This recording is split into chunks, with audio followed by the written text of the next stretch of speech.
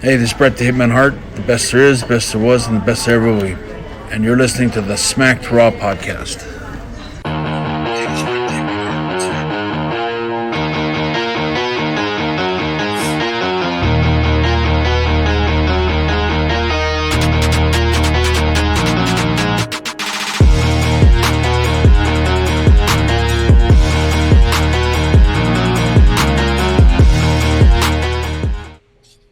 Hey, there we go. What's up, everybody? It's The Rewind. We're back.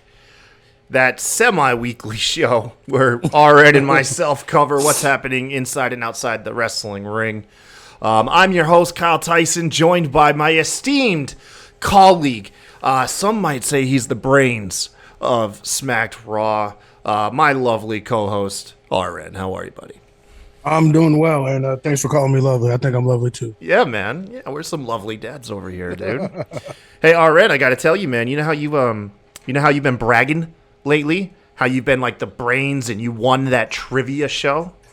Yes. Yeah, well, I'll let you know, RN, that I am now, since my appearance on Bot Spots and Chair Shots, I am now the master debater of Smacked Raw. So there, what's up, bro? One more title I can take from you later. It's all right. Enjoy.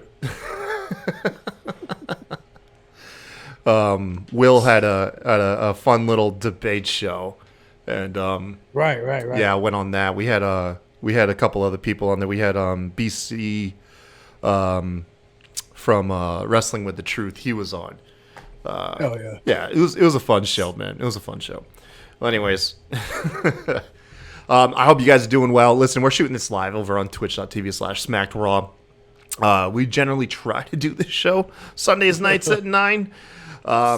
Although I got hit with the inspiration bug. Wanted to try and mix things up a little bit. My son just had a birthday.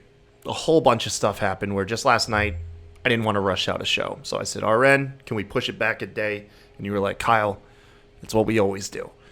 I was like, all right. At least once a month, at least. At least. But yeah, so here we are Monday. If you guys are watching Raw, man, we appreciate it. We're a wrestling podcast, so if you're actually tuning in live and you're watching Raw, that's dope of you. Thank you, Right. man. We got Alison, Marie in the chat. Got Noob in here once again. Happy belated birthday to our buddy Noob. Yes, sir. Yeah. And then, of course, if any of you are joining from my South Park Phone Destroyer streams, welcome. We talk about pro wrestling, too. It's not just all mobile games on this channel now. But if you happen to miss any of the live shows, drop a like and subscribe over onto YouTube, youtube.com/SmackedRawPodcast. These go up the following day over there. That's where you can always catch our shows if you can't catch them live. And then, of course, the audio versions are pretty much everywhere that you look. RN, you and I usually like to start these shows off catching up. What you been up to lately, man? How was your birthday? How's the kennel business going? Birthday was dope. Old lady took me to this really nice Italian restaurant. We had some cocktails, had some good food, so that was dope. And she took me shoe shopping. I mean, you know what I'm saying? She knows where my heart is. Since shoes. Are you a sneakerhead? I wouldn't I wouldn't say a sneakerhead, but I have a definite thing for nice shoes. How many pairs of shoes? Do you own multiple pairs? Oh, hell yeah.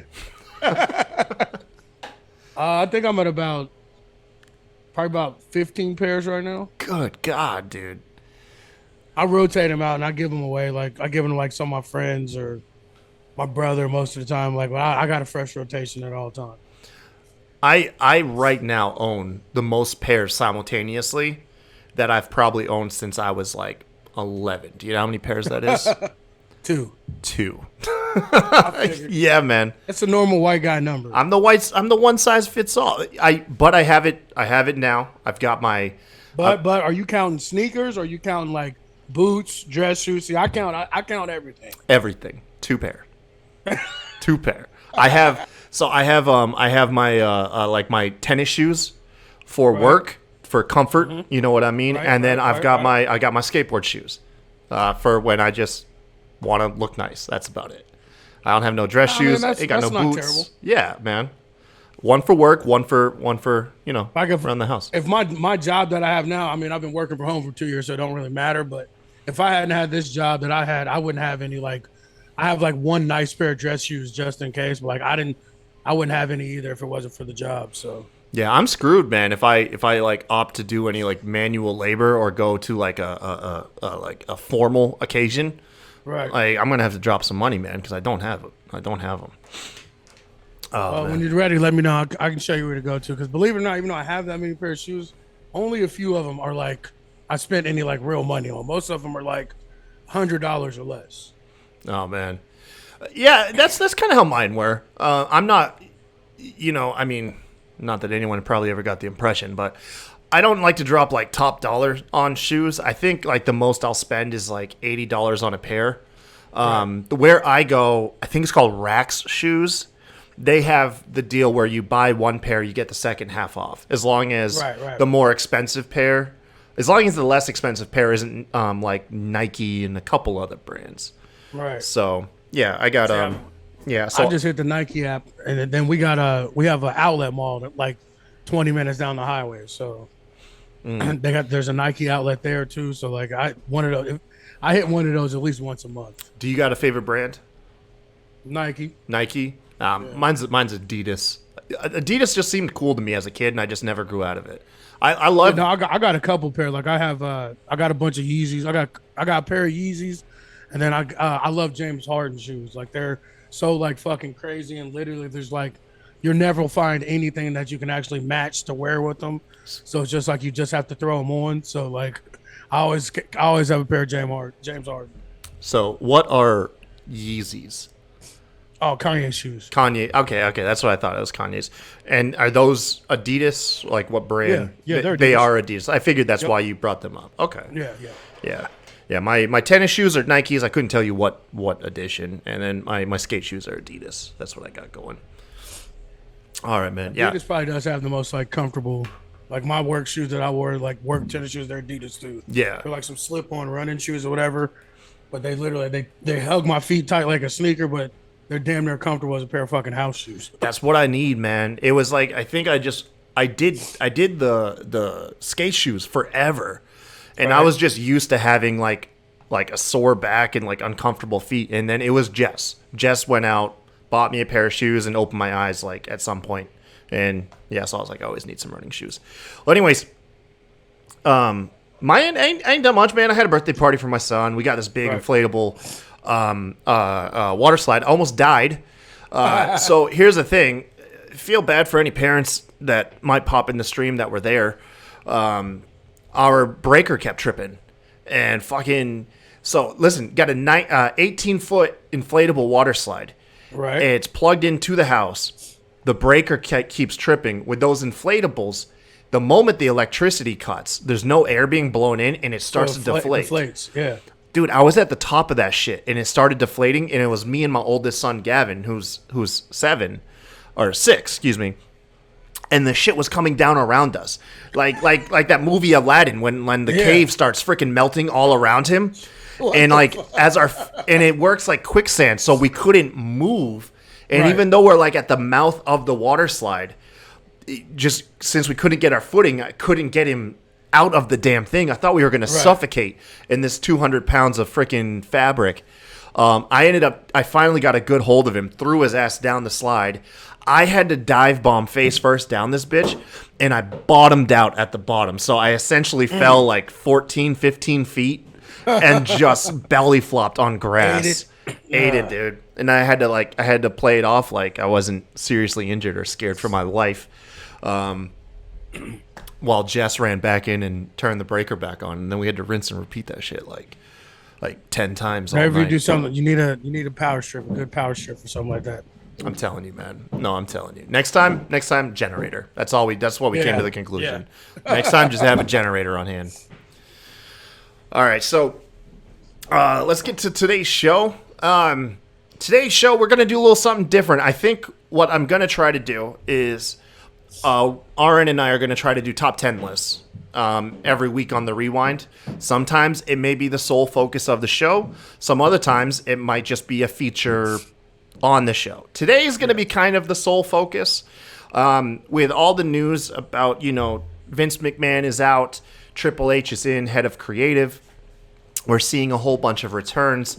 Right now is prime time to speculate what wrestlers will benefit the most, or who should Triple H push that currently aren't receiving a push. So, for example, I have a minor list here on the side of wrestlers that are already receiving a push. So they're not making the list because they're already kind of like where they need to be at. Right. But we want that push to continue. So, and that was for my list too. That's why it was kind of short, because like Theory and a bunch of other guys, like they're already technically in the midst of a push. So that's why I left them off the list. Yeah. So the 5 names that I have here are Riddle. He's already kind of sniffing the main title scene. He hasn't really looked at the U.S. or Intercontinental title for some time. All of his feuds are with main eventers, so Riddle really has nowhere else to go. Theory, he's Mr. Money in the Bank. He already, at this point, we can't just abandon him and tarnish the Money in the Bank legacy any more than it has been. So we're going to leave that alone. Gunther would have made the list. However, in recent weeks, he's already receiving a massive push. The Intercontinental title picture, if you watched SmackDown, his match with Shinsuke Nakamura, yeah, they're already taking care of Gunther. So he's just outside this top 10 because it already appears he has a great push going for him. Cody Rhodes already in the midst of a good push. And then here's the controversial take. Keep pushing Braun Breaker. And here's my thing, RN. I know you're not a fan of Braun, and what's your impression of the man? No, like, and again, like I said, I'm not here for him, and he's not my cup. But I can't deny that he has that it factor, and he has a name behind him which WWE loves. So like, I'm not completely off on him. He's just not my cup of tea yet. Yeah, and my thing is too is although my particular wrestler, like my types of wrestlers that I enjoy, seem to be along the lines of like what Triple H enjoys too, the high work rate guys, the good storytellers, there is a spot for the Vince McMahon type. Still, just because Vince is out doesn't mean that all of Vince's taste in wrestlers should go by the wayside. I think like I've always said, I'm a big proponent that wrestling is a variety show. And part of that variety is Vince's body guys, cartoon characters. There is a spot for them. They help add that spice. But to me, I think it's going to do better. He'll be better under Triple H, honestly, because Triple H is probably going to make him focus more on, like you said, the character work and the storytelling more so, because he clearly has it. Physically, I mean, he was born to be a fucking wrestler. So. No, in the ring, he's not a guy that you're going to watch for a 5-star classic. You know what I mean? But that's okay, because he's young, and like I said, that's not his style anyway. So like, exactly. But that's my thing is like with him is his mic work is ass, but it's not so much his mic work; it's just his delivery and like how he says things and how he words things. But like I said, I think with Triple H and some of those guys, especially once he brings back like a Road Dogg and some other dudes, which I'm sure will probably end up back, I think they'll be able to clean up some of the things that I don't like about Braun, because I love his in-ring style. I think he should be more – they should make him more like suplexes and shit like his dad and his uncle, or make him a little bit more closely to their style. But other than that, like I said, it's mainly just his presentation. But I'm not stupid. I've been watching wrestling a long time. There's no doubt about it. He has the it factor, or whatever the fuck that is. He has that for sure. He catches you when he's on screen. He demands your attention, and not just from that Anne Frank inspired attire either. You know what I mean? Right. Yeah. It's like he looks like a star. He carries himself like a star. He looks like a star in his street clothes. He looks like a star in his wrestling gear. He looks like a fucking star. But like I said, it's just the delivery and the presentation of him, which I think Triple H and them will definitely fix. Shit, I just said Anne Frank. What the fuck? That's not who I meant. God damn it. I just rolled with it, man. I don't know. I didn't know what the fuck you were saying. No. God damn it. Who am I thinking of that has like all like the Zubaz style colors and stuff? I can't remember. My wife told me about it a long time ago. I just got it mixed up. I think there's Frank in the name, but whatever. Anyways, so this was actually kind of a difficult list to come up with for us. I had a lot. So there's going to be some omissions. I got a list of top 5 honorable mentions. We'll kind of go through those really quick. They didn't quite make the cut. So I'll start it off with number 5 on the honorable mentions list is Hit Row, who just came back. RN, I'll let you speak more on what they bring to the table because you got to see him more in NXT, but a quick rundown. His Hit Row was Adrian Adonis, B-Fab, oh, God damn it. Why am I forgetting Big Dude's name really quick? Top Dollar. Top Dollar, thank you. And then, of course, Isaiah Swerve Scott. Isaiah, they were all on NXT for literally just a couple months. They were brought up within like a week or two. B-Fab was out, and then within a month, the rest of the faction was let go. It was a crazy story for Hit Row. Right. Isaiah, After they had brought him up and were pushing him too, they were in the middle of a push. Yeah. When they released them. Isaiah Swerve Scott, of course, signed to AEW, while the rest of the faction went on to do a couple indie appearances. However, hey, Ravage Dragon's raiding us with a party. Nice, man. What's up, Ravage? What's up, man? The word has it, though, is Top Dollar kept in constant contact with Triple H. And, of course, now that Triple H is back, they brought him in right away. Great addition to the tag scene. What do you see out of these guys going forward? I mean, honestly, without character-wise, I think they'll be straight because a lot of the stuff that they were doing was like from Straight Outta Mind and Top Dollar and Swerve anyway. So like that, as far as the gimmick itself goes, I think they'll be all right. But I don't think that they have that main event talent without Swerve there. So like, yes, I loved Hit Row, but I was mainly because I was a Swerve Scott stan, which I still am. I mean, I have high hopes for him because there's literally no fucking tag teams on SmackDown. So they have some sort of chance. And like you said, Triple H and dude was on like all those A&E shows and shit when everything with the Undertaker and Ric Flair and all them. Like they had plans for him. Like that's why it kind of blew my mind that they just like got rid of him like that after all that stuff. So like I said, I mean, it'll end up being Top Dollar that comes out of that faction. He'll be soloed off here shortly. I wouldn't even say it'll be a year. Yeah. Speaking of A&E, have you been watching that stuff that they're coming out with? We just watched the Kurt Angle one last night. Last night or the night before. Even my girlfriend, she was like, "Oh, we can turn it when I get out the shower." And she sat down and watched the whole fucking thing. Dude, the Kurt Angle stuff had me buckled over like a bitch watching that, man. Yeah, it was ridiculous. It was fantastic stuff. There was that, and then they had like the feuds one. I just watched the Mick Foley and Triple H. No, it's gnarly, dude. A&E's got some good WWE content. It's on Sundays too. It's on Sundays. So if you got nothing better to watch, they have like a 3-4 hour block of just WWE content. It's dope. And the best part about the Kurt Angle one, like it probably only did maybe 15-20 minutes on his actual WWE shit. It spent a lot of it on leading up to his WWE career and everything like that. Yeah, I wish they spent more time on his TNA stuff, but I get why they couldn't. But yeah, because I mean, he spent more time in TNA than he did in fucking WWE. It's crazy, ain't it? Crazy. Number 4 honorable mentions list: Io Sky. So, formerly known as Io Shirai. By the way, I'm actually one of the people that I'm not mad at the name change. To be honest, you know, my main pet peeve with it is they respelt Io.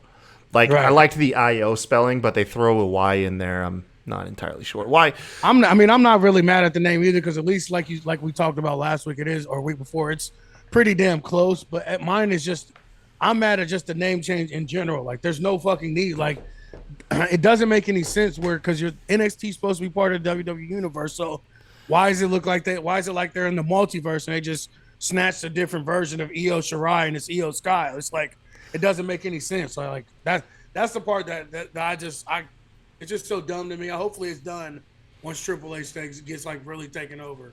My favorite thing about it is they brought her up at SummerSlam, but they hadn't copyrighted the name yet.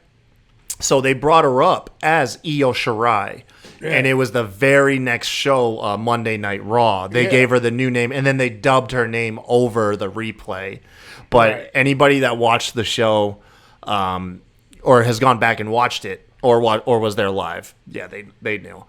That's what I said. I remember I said it on this when we came on the show. I'm like, when the fuck did they change her name? Like, yeah. But yeah, Io Shirai accomplished pretty much everything there is to accomplish in NXT. She's always one of the she is a top star no matter where you put that woman. No offense to Dakota Kai, who didn't make the list here. I think Dakota's fantastic, but I believe the bigger focus on the up-and-comers is going to be on Io. I think that she's smoother in the ring, has a better look. Obviously, her promo skills. Yeah, the entrance is top tier, and I'm glad, knock on wood, it has not been altered. You know, her entrance. They kept her music. Yeah, it's gnarly, man. So, yeah, big things for Io. No offense to Dakota Kai. She was just on the outside of all of this. But I think Io is going to be a huge main player as far as the next upcoming top talent outside of the 4 horsewomen. Right. Number 3, RN's pick. This one got in solely because of RN. I did not want to put this guy in here. RN, I'm going to let you explain why. Dominic Mysterio. Why we need to give him a big push. Because Ray's done. Like, no one gets behind Ray like that. Like, and they've been looking for a Latin star. They've Umberto and the other dude, I forgot his name. Like, they're completely buried on SmackDown. They only come out to a kiss cam and get their ass kicked by the Viking Raiders every 2 weeks. So it's just like the only real like star they have that has a chance to be anything is Dominic, honestly. Like, and my thing is like, and we've gotten to this point, like even we used to say we can't wait for him to get his push. Now you've even fell off on it. You know what I'm saying? Everybody has. It's the same fucking thing. You know what I'm saying? The stink from his dad is just like, I don't even want to say stink. I shouldn't say that. The shadow and like the cloud that his dad cast over him, like people are fucking sick of him. Like that's no one thinks he has the potential anymore. People are shitting on him constantly. Like I'm like, do y'all just forget like a year ago when everybody was literally slobbing his knob from fucking corner to corner, and just in that 1 year, like people felt like I still think he has it. I still think he has that it factor. Like I said, he's still a fucking 3rd, 4th generation wrestler. Like, yeah. I'm just hating because he's living out everyone's dream with Rhea Ripley at the moment. So that's why. That's the only reason I'm falling off, man. I'm just on the outside hating what he's got going on there. Oh my gosh.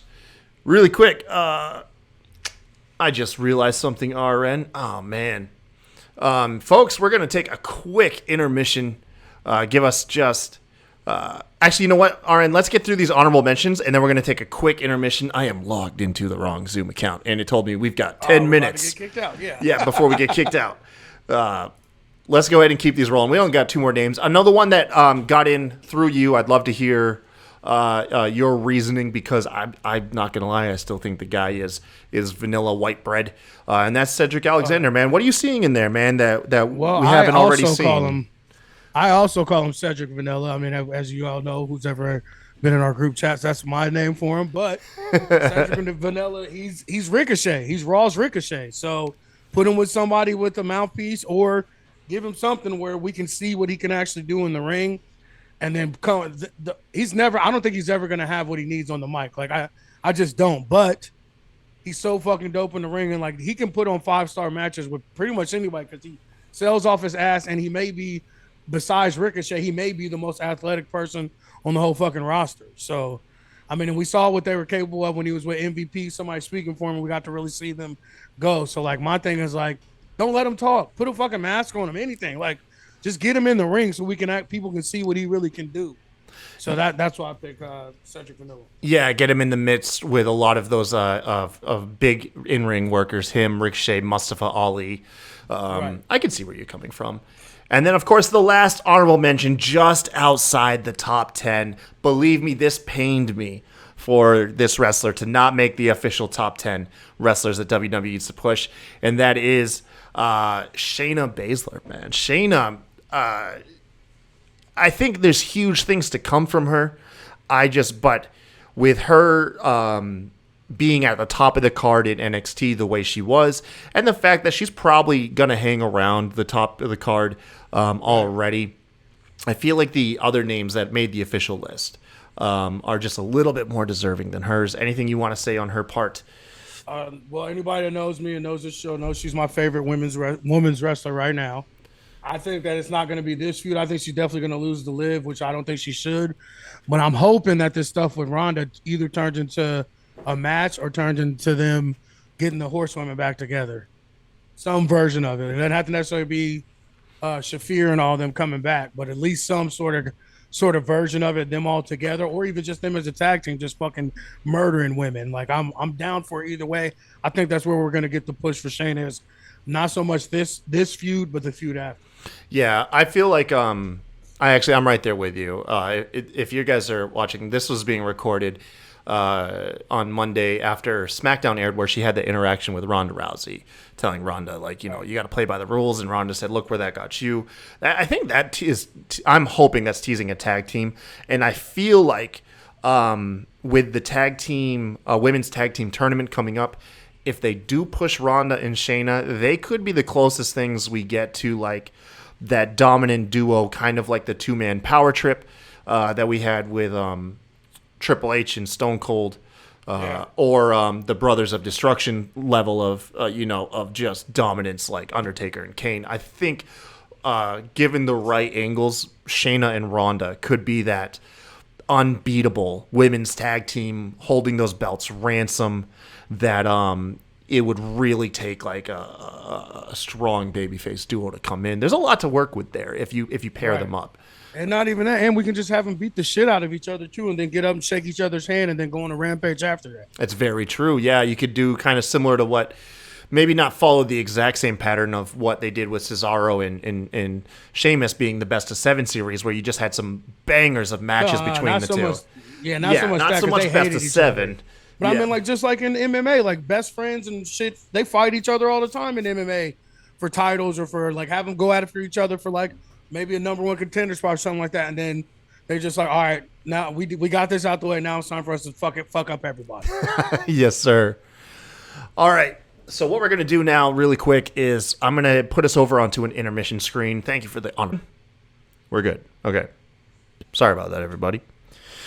All right, man. So let's do this. So we got the top 10 list now.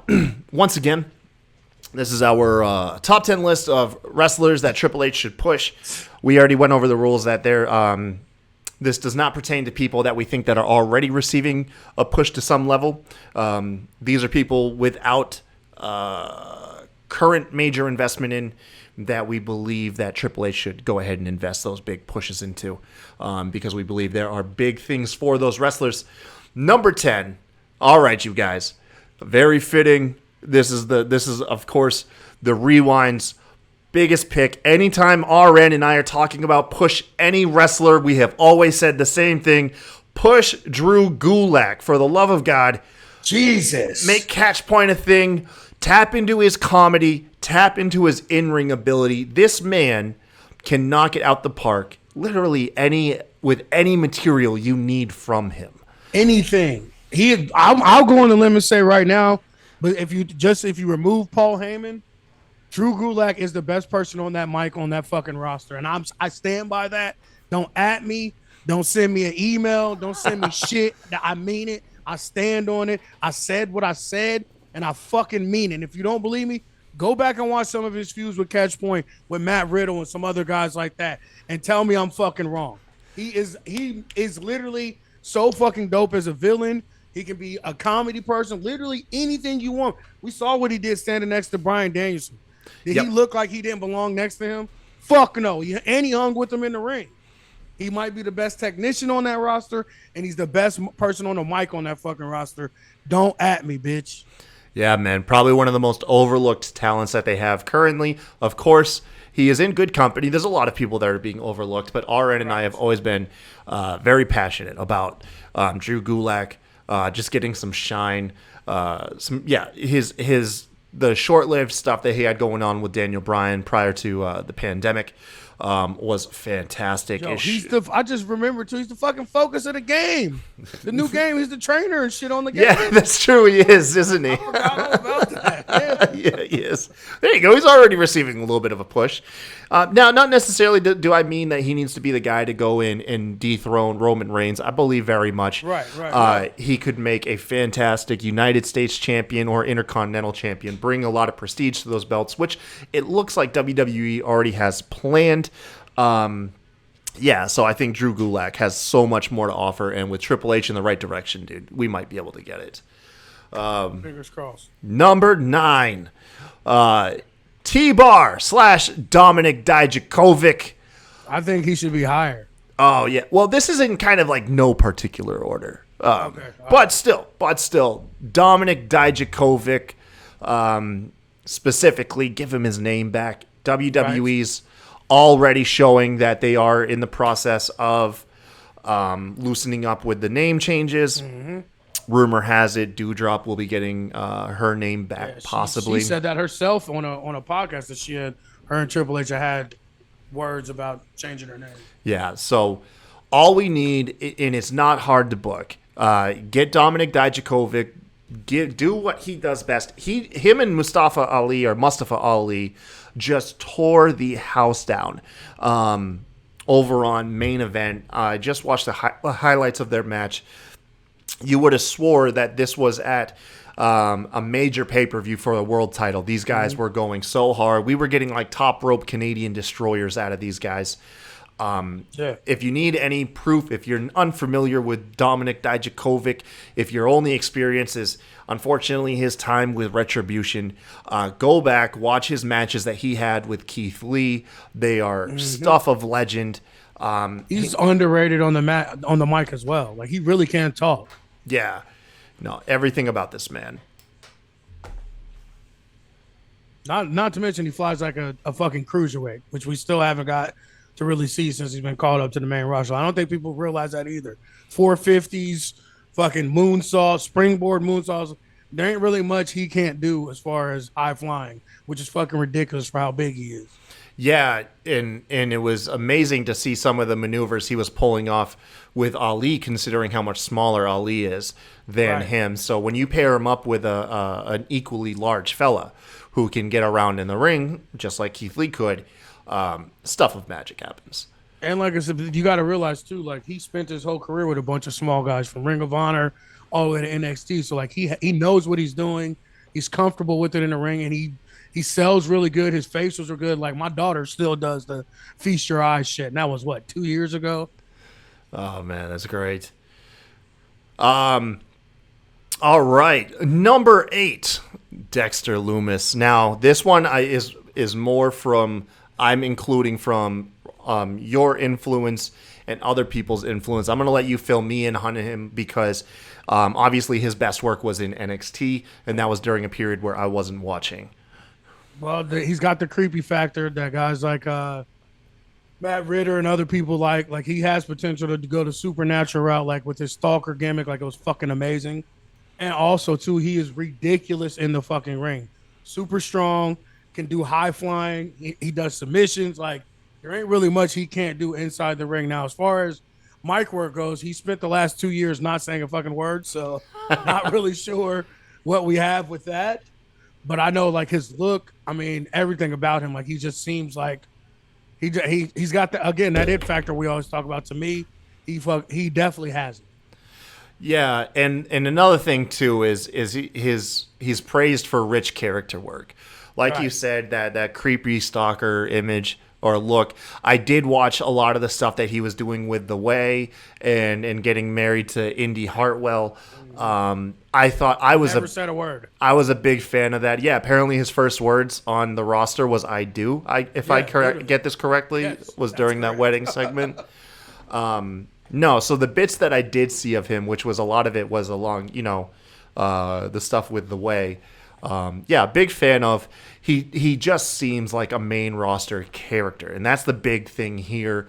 We saw glimpses of good storytelling over on Raw last week. I'm assuming will continue this week. It was Raw, wasn't it? Where there was a lot of stuff happening. Okay, so there was a lot of stuff happening in the background, and at during the promo at the end of the show, you could see this commotion kind of happening in the corner of the screen, and but the camera didn't pan to it, so it felt more visceral and more raw, and it was security guards hauling off and invading Dexter Lumis, and it happened more real, like it felt more real is storytelling wise, because, you know, obviously if there was some fan rushing the ring or somebody that wasn't supposed to be part of the show, the cameras wouldn't pan to them and you wouldn't have the commentators putting them over during the segment.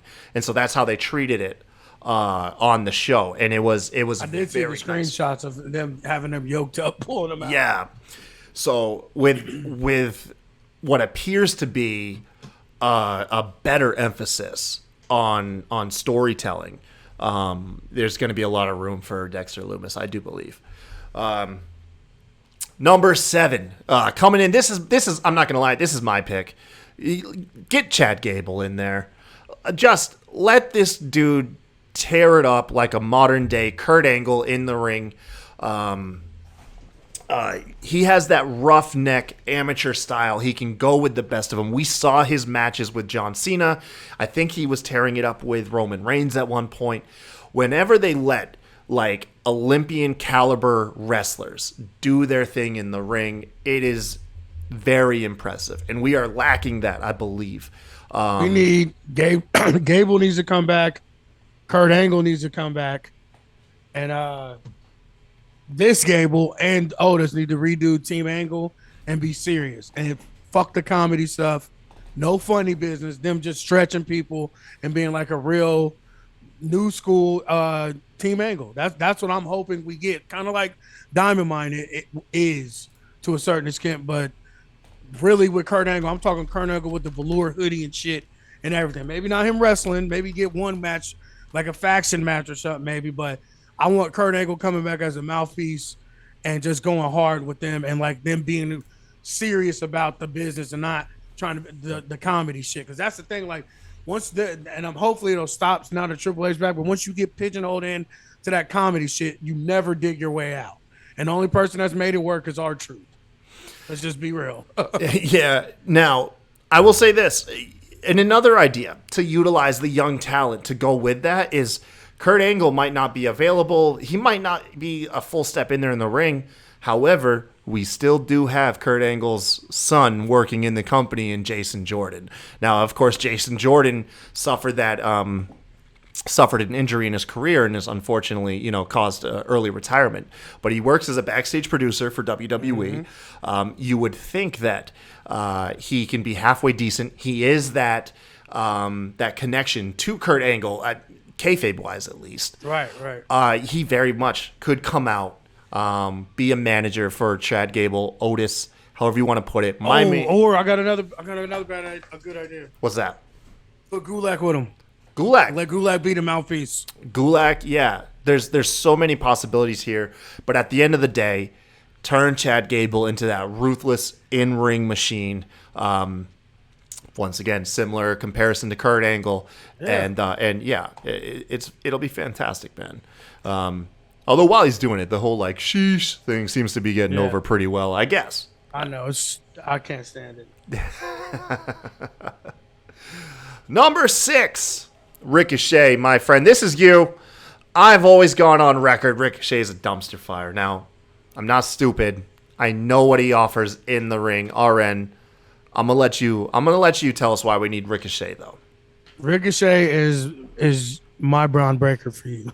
He is, man. He so is. And don't get me wrong, Trevor's on the same level as Cedric Vanilla for me. Like they're interchangeable. They're, like I said, Cedric is Raw's Ricochet, and Ricochet is SmackDown Cedric Alexander. But Ricochet has been a world champion other places. He's been all over the world. He can wrestle any style you need. He can wrestle power based, even though he's so tiny. He sells his ass off. He just has no fucking charisma. He needs a mouthpiece, or he needs someone to be with someone that can do the talking for him. And just let him go out again, like with Cedric. Just let him go out and fucking be the superhero that we know he is. That's my thing for him. And like I said, the kids love him. He's over no matter what. Like, even though we only see him once a week, or he's getting his ass kicked, like he's still over, and that interest is still fire as hell. Like I said, he's never going to be on the mic.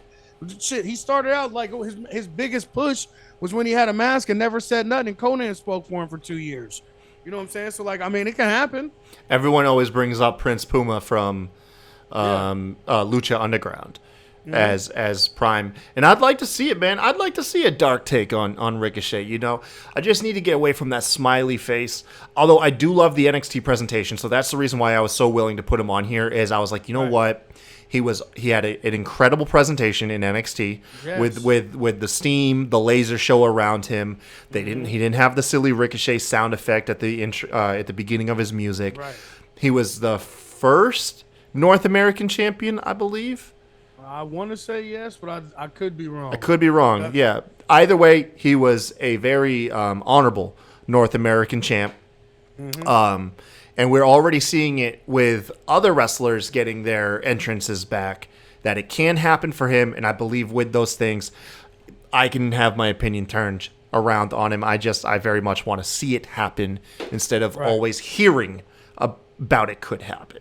Potential, I think someone said potential. I think it was Bill Belichick, or Parcells, I think, said potential just means you haven't done shit yet. Exactly. But that's the whole point of this list. So the whole point of the list is these guys haven't hit that point, and we've got to see them. All right. Number 5. All right. This one I'm excited for because I don't see any ceiling for this guy. Solo Sikoa down in NXT 2.0, I think, has everything it takes to make that big name about himself. I am a big fan that they didn't just rush him to the Usos, because he very much is carving out his own identity there, so that if you do bring him up, whether you have him do his own thing or he interacts with the Usos, you're not going to get the trolls online. You're not going to get the whole people going, which one's which. Solo will have a very defined look and character, so he can stand out amongst his family. He looks bigger than both of them. Does he? Like, I'd like to see him next to them. Like, I'm talking about just like body type. Like, they look a little bit more slimmer than him. Like, he looks like us. Like, he looks like a husky ass dude. Like a little bit, a little bit of a thick boy right there. Yeah. You want to say, right? No, I wasn't going to say that. You want to say thick boy? No, absolutely not. No, I'm here for this too. Like, he's fucking dope. I can't get down with the no shoes shit. Like, I hate it. I even hate it with Riddle, and that's like one of my favorite wrestlers out. But other than that, like, his presentation, like, he just feels. First of all, he feels cool as fuck. Like, he does. No matter what he says or does, like, he just seems like. I hate using swagger because, no offense, white people have just destroyed that word. But we do what we can. He just has it. Again, it's that it factor thing too. Like, he just has it. Like, he looks like a star. He talks like a star. He carries himself like a star. Like, there's definitely world title potential with him for sure. Yeah, man. No, Solo. I do love what they're doing, because I saw a post over on Facebook. It was on the Smackin' It Raw's Facebook page. They actually have a very active community. If you do Facebook, I recommend looking up the Smackin' It Raw Facebook page. They're super active. They have a great community built over there. It's actually one of the only highlights I look forward to on Facebook, because I rarely use the platform. But it did have the meme saying that, you know, we're a decade into the Usos and we still can't tell which one apart. And it pains me that there are people like that. Personally speaking, ever since the main event, Jey Uso, I can distinctly tell Jey from Jimmy, but I also understand where people still struggle, you know, because I'm gonna be honest with you. When they had the long hair, kinda I understand, but like, yes, they're twins, but like, they are distinct. Like, they are distinctively different looking. Like, now that they've been like separated, I feel like I can definitely see it more, and I feel like that's what a lot of it is, was the separation they had, and I think they kind of needed that. But like, to me, it's never been hard for me. Like, Jay's always been the kind of like quiet one in the back, and then Jimmy's always been the one that like bouncing around, like the one with the jokes and shit and everything like that. Like, they've always been distinct to me. Yeah, what always stands out for me is Jey Uso. Like, in the face, always looks more menacing. Like, I think he has more charisma. He's about that life. Yeah, he looks like he's about that life. Yeah, but like I said, that's, you know, it's. You know, we can sit here and obviously prove that we know the difference, but there is still that large group of people that, unfortunately, they never got that connection. And that's where I think it's great for Solo. He's doing this because there's not going to be that problem when they bring him up. He's not going to be an interchangeable Uso. He's going to have his very distinct character outside of the Usos, which I think is going to be great for him. Our third co-host. All right, so it's that time of the day when we're going to get our weekly cameo from DJ. What's going on, DJ? How are you tonight? All right, big guy. Say hey, everyone. Hey. All right. DJ just celebrated his 4th birthday over the weekend. He's showing us some of his tools. What you got there? We got a screwdriver and some bolts. All right. You want to say bye, everyone? Bye, everyone. Here we go. Mwah, love you, buddy. Bye. Go. Wouldn't be the rewind. Yeah, our third co-host. Yep. It's actually amazing that he only does this like once a show. You would think that he'd probably kick my door down every 5 minutes. I know. That's why I don't. That's why I'm like, all right, let him get in, get out. He just wants to see what's going on, going about his business. Number 4. RN, this is your girl. I put her in for you. I think I need a little bit more convincing, so I'm going to let you go with this. Your number 4 is Shotzi. Riddle and all you guys. I mean, Ritter. Sorry, I always do that on purpose. But, all you guys that use and Kevin Crazy and all you guys that used to give me shit about Shotzi. I turned the corner on her, and then they brought her up and made her look like complete and total shit. So I see the potential there. A lot of people see the potential there, and not just as a heel, but also as a face. They need to bring I can't believe I'm fucking saying this, but they need to bring the tank back. All of that. She needs her full presentation back because this version of Shotzi is so garbage. And it just, as much as she looks like a heel and she, her personality and everything, she's not a heel, and you can feel it's just unnatural for her. I think that's affecting her presentation and her in the ring. She has to be that fucking unpredictable face that everybody just has to get behind because she is so different. I can't believe I even thought about her enough and put her on the list. She was probably one of the first ones I thought off my head before I even looked at the list. So definitely Shotzi. To me, I think she has the potential to be like a female Mick Foley, that weird, just crazy, fucking unpredictable in-ring style that creates moments with people. I think she has that potential, which she showed in NXT. So, not to mention, I think her main roster debut was her eliminating Charlotte from the Women's Royal Rumble. Most of her best character work was in NXT. They fumbled the ball with her a lot. I feel like they tried to make her into a carbon copy almost of Sasha Banks with her character work. When they had her turn heel, all of a sudden her promos sounded just like a Sasha Banks parody. And then, of course, there was that terrible stint she had as a tag team. It was her and Dakota Kai together, right? No. Who was she a tag team with? It was Tegan Nox. Tegan Nox. So her and Tegan Nox won multiple championship contender matches for the women's tag team titles. And out of nowhere, they weren't even a tag team the week before. They were actually feuding on NXT, I think, the week before that Wednesday night. And then that Friday, they were on SmackDown as a tag team, I'm pretty sure. Yeah, they won multiple championship contender matches, never got their tag team title shot, and then was just split up. It was just... because Tegan got let go. Yeah. So, yeah, it was just... that's what it was. They won the #1 contender spot for the tag team titles, and then they let Tegan Nox go. That's what happened. And never got it. Yeah, it was craziness. But knowing how over she was in NXT, seeing how over she was in that Royal Rumble spot with Charlotte, almost like Maven eliminating Undertaker. You just could not believe what you saw. Yeah, it's definitely there with her. It's definitely there for her. I'll give her that. Number 3, Mustafa Ali.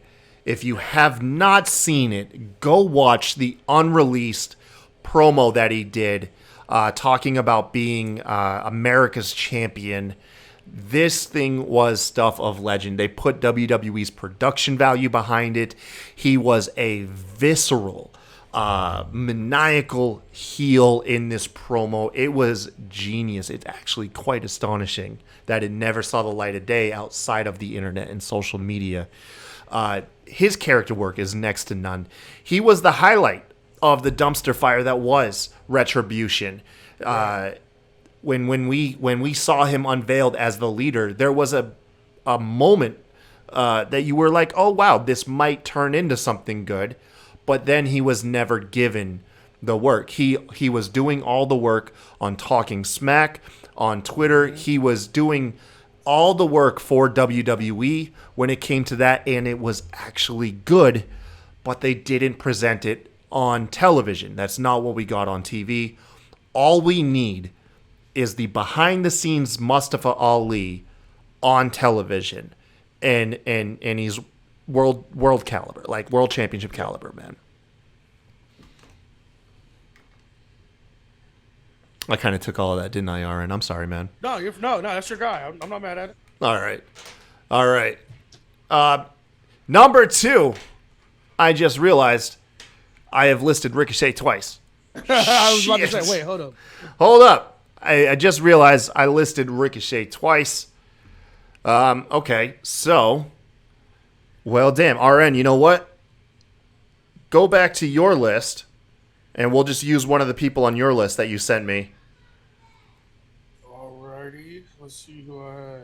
And we got all of them on here. All right. They're already on there, so You know what? go to your list and let's see who isn't on there. We'll go to, actually, you know what? We'll go to the chats list. Why not? Let's go to Noob. Noob was a recent birthday here. Dewdrop. Yeah, let's go with Dewdrop. Dewdrop works. She has a very distinct role in the women's division. She is a powerhouse of a female. She is actually quite good on the mic. Yes. Give her name back, for one, and then let her do her thing in the ring. I think Dewdrop or Piper Niven. We haven't seen a tenth of what she's capable of in the ring. Because they just had her being like a clumsy ass monster heel. Like, she can fucking go in the ring. I'm talking about go, not the just body slamming people and just big splashing people. Like, no, she can fucking wrestle. Like, really, really wrestle. I'm talking about going like 60-minute Iron Woman type shit. She can go. And we haven't seen that yet because they just think if you're big, you have to be this big clunky ass fucking monster. You can't actually like have a wrestling match with anyone. But that's I hope that they take the cuffs off her and give her a fucking name back. Yeah, no, she's fun to watch in the ring. I'll give her that. And then we'll give one more honorable mention to Noob since we're over here as it is. And I'm going to say Shinsuke Nakamura. That's good. Shinsuke didn't make the list personally for me just because of like where he's at in his career. But I will say this. If we're going to push Shinsuke in the fact that we're going to get the greatest hits with him, like get us those huge banger matches like we just recently got with Gunther, I believe, yeah, Shinsuke, go ahead. I would say push him. Let's get the Shinsuke that we got versus Sami Zayn. You know, let's get that Shinsuke. Let's get the Shinsuke that we got versus Gunther. If we're going to get that in-ring greatness, by all means, yeah, let's put him some bangers. Let's have him maybe feud for the world title. You know, he has to be that believable killer in the ring, and then of course get the wins when he needs them. Yeah, I think Shinsuke is pretty much past what we're ever gonna get from him. But if we get a banger a month, I'm all right with that. Yeah, there you go. That's a good way to put it. A Shinsuke classic, just a monthly classic. Right. All right. Last up, number 1. It has to be this. Karrion Kross recently just came back to SmackDown. Looks like he's going to be inserted with a feud with Roman Reigns. We need a world title scene. That is the thing that we have been talking about recently. It feels like hitting that refresh button on Karrion Kross, giving him his entrance back, giving him Scarlet Bordeaux back, taking away that horrible gimp mask. The presentation is there. And the hair, like he looks fucking dope with the hair. Like I thought he was just like one of us. Like he's just like done with it because he was losing. Then he comes back with a full head of luscious fucking hair, looking like a male like action hero star or whatever, bro. I'm like, what is this? Like I'm here for it. He's one of the most dominant NXT champions. He had the full Triple H machine behind him in NXT. Right. Of course, there was just the horrible, horrible downfall that he had being brought up, losing to Jeff Hardy while champion. Then, of course, the said gimp mask, the stripping of his entrance, putting him on main event. It was just they just literally stripped away everything that made him what it was, but it looks like all of that stuff is in full effect, is back. They're probably going to debut his full entrance at a big, at an upcoming pay-per-view, which will add even more to his stock. Because Roman Reigns can't do this forever. Like, Roman cannot be the top guy forever. So we have got to either break up those titles. I know not everybody's into that, sending one title back to Raw. Yeah. We either got to break them up, or we have to have them bounce around. Roman, we have to have a division ready for when Roman leaves. This is a common problem that we've had in the past. Or just one belt, not two belts, because it just makes you. It's going to keep people talking about separating them and splitting them up. So just go back to one undisputed champion and keep it like you have it now, where the Intercontinental Champion and the U.S. Champion, like Bobby right now, is the top guy on Raw, clearly. And he's a U.S. champion. Those are your workhorse titles to hold over the crowd and have a belt on your show, because the world champ only comes every once in a while. Keep it territory-wise. So if you're going to go that route, I'm down. But if it's going to keep being this two-belt shit, no, you got to split it up, because it just doesn't make any sense. Yeah, exactly. I don't like to reference a lot of Twitter stuff just because I feel like it's non-news, just because everybody has an opinion on Twitter. But I will say this. I saw a lot of hate for the dual TNT titles over on AEW, and I haven't seen nearly as much hate for the dual WWE belts on Roman. Yeah, but the dual, let's pump the brakes. I know, man. Hey, look, I just wanted to toss it in there. I know. Listen, I get I it. agree with the sentiment of it, but it's also two complete different situations. No, I know. And besides, the two TNT titles represented the same exact belt, whereas the two W World titles do represent separate world titles. I get it. Yeah. I just wanted to. He had to put some stand shit in there. Exactly. That's all. I just had to get a little bit in there. All right, just get a little bit. Just sprinkle it in there a little bit, man. I'm only kidding, though. AEW, babe. Yeah. But yeah, build that world title scene up, and Karrion Kross is already he already has everything to be a top tier talent. Granted, his in-ring style might leave a little bit more to be desired for a lot of people, but everything else is there enough. And like you and I already said, you don't have to be a 5-star machine to be a top guy. And the thing about him is, like, we keep forgetting the sports entertainment part. Yes, I was the first one to say his in-ring is garbage. He's green as shit, but he's a complete total finished package with everything else. So in this business, you can get away with being a little shitty in the ring, especially depending on how they book you and who they put you in there with. You cannot get away with not being able to pull a character off or hold your own weight on the fucking mic. Hence Cedric Alexander. Hence Ricochet. I mean, there's plenty of more people. Shayna, Liv. There's plenty more people we can throw in there where they're dope in the ring. They have a nice presentation, but as soon as you stick a mic in their face, they look fucking asinine. So I'd much rather take a guy because you can help a guy in the ring, especially because we keep forgetting he really hasn't been wrestling that long. So we can help him in the ring. You can't help somebody have personality and charisma. No, you're right about that. That's pretty much it, though. I mean, yeah, that's it. So what'd you think of our top 10 list? I guess 11, because Ricochet took up 2 spots, so we, whatever. If you guys enjoy this stuff, like I said, giving us a follow here on Twitch or a like and subscribe on YouTube is just more than appreciated. It helps the channel grow. You can always head on over to Patreon. We have some stuff there. I got a ton of stickers to send out to people that are signing up to our Patreon. And of course, if you just like to just drop a couple bucks just because you like to donate to your streamers, you can always subscribe on Twitch or just hit up our PayPal, man. We greatly appreciate it. RN, you're the Children of the Corn album that drops on literally like a week from now, right? Yeah, we did they dropped a couple songs on August 2nd, but the full release of everything will be the 22nd for sure. Nice, man. Nice. I think I'm going to feature y'all on other streams. We'll talk about getting some more music content on here. Yeah, and also send me your information. I'll send you some MJB stickers to send out. Sick. Yeah, there we go.